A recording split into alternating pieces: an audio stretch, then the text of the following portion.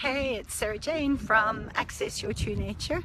I've missed you guys. How's it been going for you? How are you feeling coming to the end of January, where the in-between time is over and we are officially going to start galloping into February, the month of love, the beginning of 2017 energy?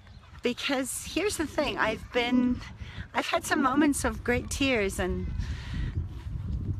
just a lot of energy coming up around watching women march and seeing women that are really claiming that their lives, your lives, have been preparing you for the gifts that you're here to bring, and your biggest wins are your biggest gifts, and you do possess gifts that nobody else has on the planet. And through your unique blend of your experiences and your sense of humor and your passions and your morals and your struggles, there's a one-of-a-kind gift that emerges, and I'm sure you're noticing that any struggle or hardship that you have experienced in finding your life's path is really just the result of a lack of clarity on how to share your gifts in an aligned way. Because once you figure that out, then you really start giving your gifts generously, with a very open heart, and the world responds with appreciation. What you appreciate appreciates in the form of money and connections and friends and clients that are aligned with your vision, and everything just begins to flow with more ease. So I invite you to look inward and find your gifts. They're there, they've always been there, and just allow yourself to give that gift, your light, as only you can, to yourself first, each day, just tapping in there. You know, the women that are marching for truth around the world, they keep reminding me that the time really is now.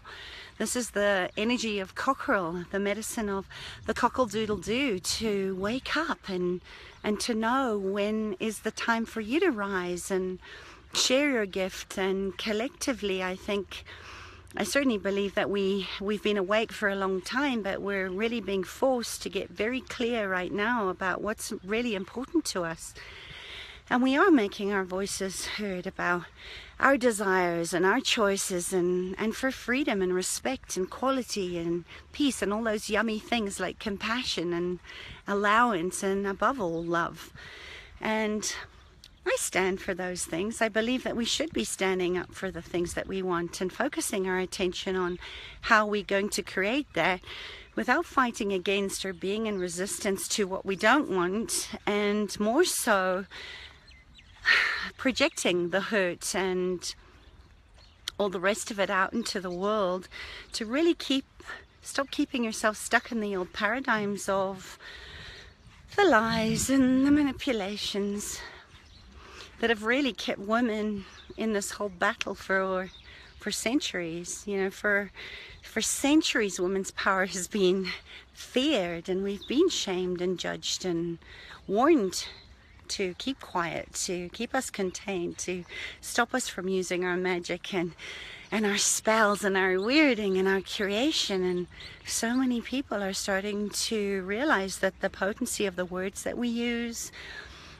the inward language, the dialogue we have in our saboteur's voice, and also what we're expressing outwardly, they really affect us on a very deep cellular level. And the goddess is really making herself heard loud and clear, because with women that are standing side by side, celebrating other women, empowered and strong and loving and just whole, you know, in their solidarity, in their medicine, that really is balancing the masculine, and patriarchy is softening. Have you seen it in your reality? You know, the goddess will always rise. It's just a matter of time when. And when we shut ourselves down and we water ourselves down and shame ourselves and shame our sisters, we really shut ourselves off to this capacity to create, and things get sticky and blocked and messy in our lives. I don't know if you've noticed, but I've had a bit of that coming up in my reality the last couple of days.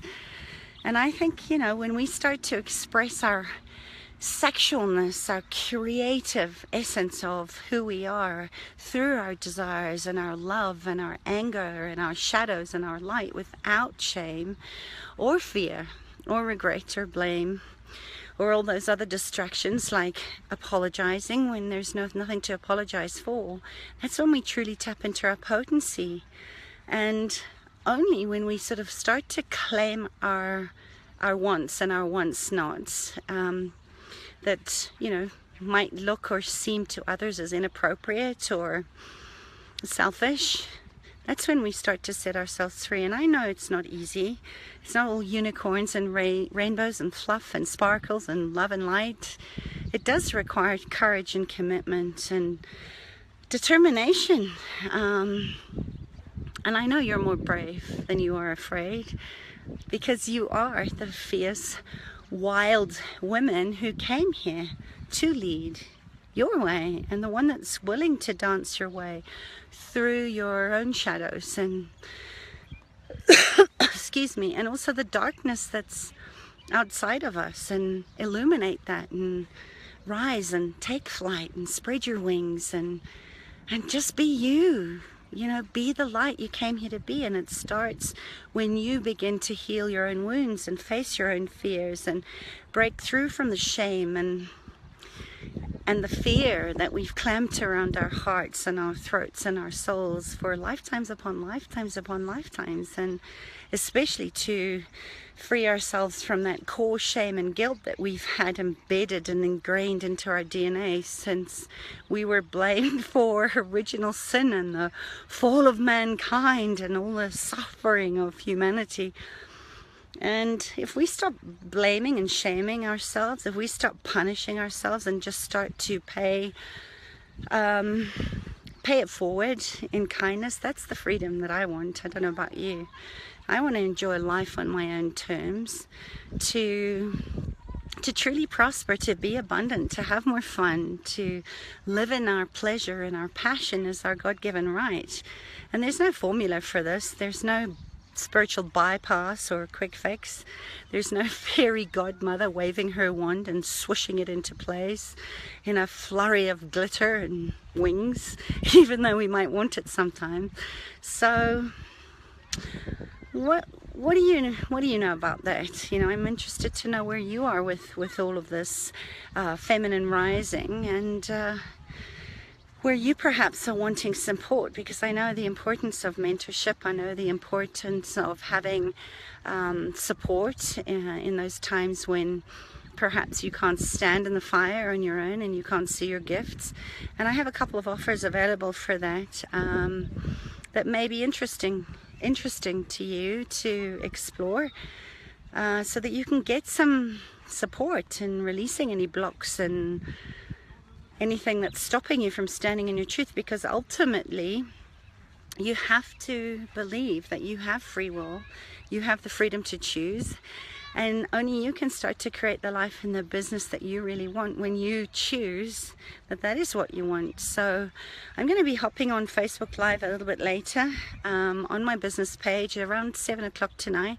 If you were on the Believe Challenge, consider this your boost to just keep your momentum going and keep you focused on what it is that you are wanting to create. And if you're new to me or you're curious about my work or how I can support you, come and join us. Bring your questions, bring the curiosity of the child, bring your beginner's mind, bring your wisdom, bring your voice, and let's start to create some magic together. Because I don't know about you, but I think there is never a better time than now to see where we're all going to go, and we can get there a lot faster together than we can on our own, and it's way more fun when you have eyes on you. So if that interests you, let me know.